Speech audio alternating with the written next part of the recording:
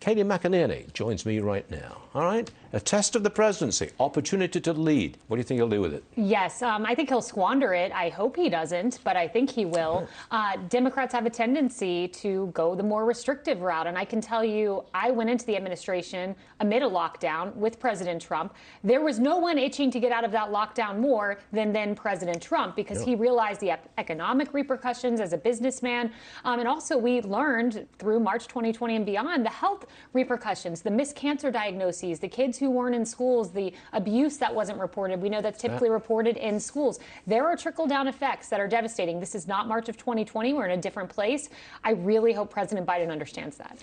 I don't think the country is in any mood to reintroduce any kind of mandate or you've got to wear a mask, you've got to do this, you've got to do... I just don't think that's the mood of the country. No, So I don't know how the president is going to respond to that. Yeah, it's not the mood of the country. And interestingly, in polling, before the vaccine mandate came, it showed to be very popular. Now that it's here, the latest polling I saw, it's unpopular by 4%. And that's a vaccine mandate. Think how much more popular a lockdown would be. But this president needs to reassure us, because he told us no vaccine mandate, and then he went total 180 vaccine mandate. He told us, no lockdown.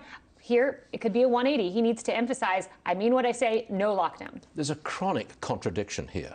You want to come to America today, you've got to be vaccinated and you've got to be tested.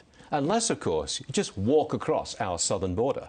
Yeah. No vaccination, no test, no check. You walk in. I mean, I don't see how you can keep doing it. At a time when we've got this new variant coming on, how can you have this contradiction between everybody else and our southern borders open? Yeah, and 2-year-olds, by the way, wear a mask when you get on the plane, but feel free to walk across the border without a vaccine. It's a total contradiction in messaging. It's one I don't think the American people will stand for. There's already a backlash against this presidency, and if he does not reverse course and have some common sense in how he governs, he's going to be in trouble, just like delaying this travel ban until Monday. What's the common sense there? As if coronavirus, I saw one person say, takes a holiday weekend break. It doesn't. Last one. In the unlikely event that you were an advisor to President Biden. Very unlikely.